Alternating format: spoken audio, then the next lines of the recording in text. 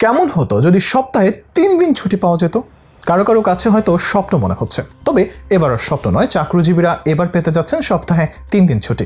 এখানেই শেষ নয়, 3 দিন ছুটির পাশাপাশি কর্মীরা নিজেদের পছন্দ মতো সপ্তাহের যে কোনো 4 দিন কাজ করার সুযোগ পাবেন।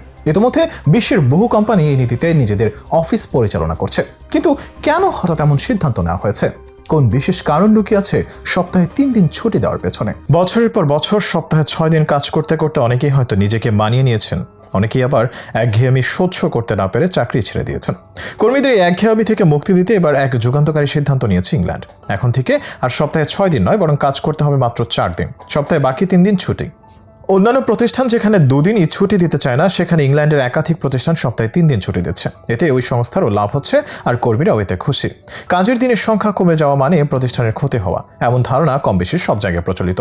কিন্তু ইংল্যান্ডের এই কোম্পানি পরীক্ষামূলকভাবে কর্মীদের কাজের দিন কমিয়ে দেখেছে যে কর্মীদের উৎপাদনশীলতা বেড়েছে, কর্মজীবন ও ব্যক্তিগত জীবনে ভারসাম্য বজায় থাকছে ও কাজজনিত মানসিক চাপও অনেকটাই কমে গেছে। এর ফলে অফিসের কাজ ছাড়া অন্য প্রয়োজনে ইন্টারনেটের ব্যবহার বন্ধ করছেন বা কমিয়েছেন বহু কর্মী।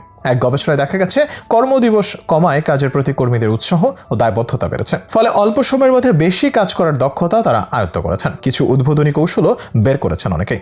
বেশি কাজের সময় কেউ যাতে তাদের বিরক্ত না করে, সেজন্য সেই সময় তারা ডেস্কে একটা ছোট পতাকা রেখেছেন। পাইলট প্রকল্পের নতুন এই উদ্যোগের সময় 6 মাস। এদিকে ইতিমধ্যে 6টি কোম্পানি যুক্ত হয়েছে নতুন এই উদ্যোগে। এই সংক্রান্ত প্রচার অভিযানের পরিচালক জো রাইলে জানিয়েছেন, প্রকল্পটির 50টি কোম্পানি থেকে 300 জন কর্মীকে যুক্ত করার লক্ষ্যমাত্রা নির্ধারণ করা হয়েছে। যুক্তরাজ্যের বৃহত্তম ট্রেড ইউনিয়ন ইউনিসন ও বিভিন্ন বড় বড় ফার্ম এই প্রকল্পে সমর্থন দিয়েছে। আবার বেশ কিছু প্রতিষ্ঠান ট্রায়ালের পর সপ্তাহে 4 কর্মদিবসের সিদ্ধান্ত থেকে সরেও এসেছে। জো রাইলে আরো জানান, শত শত ব্রিটিশ কোম্পানিও একটি লোকাল কাউন্সিল সপ্তাহে 4 কর্মদিবস চালু করেছে।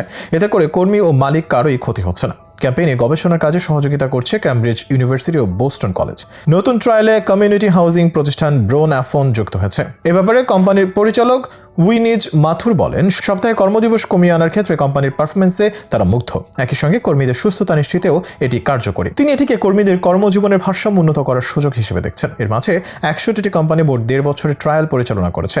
এর মধ্যে 54টি কোম্পানি সপ্তাহে 4 দিনের কর্মদিবসের রীতি গ্রহণ করে কাজ চালিয়ে যাচ্ছে। সপ্তাহে 5 দিন অফিস সময়ের পরিবর্তে যুক্তরাজ্য অফিস সময় 4 দিনে নামিয়ে এনে অফিস শুরু করেছে 2022 সালে। এদিকে এবছরের ফেব্রুয়ারিতে করা এক জরিপে দেখা গেছে 4 দিন অফিস সময় চালু করার ফল অত্যন্ত ইতিবাচক হচ্ছে।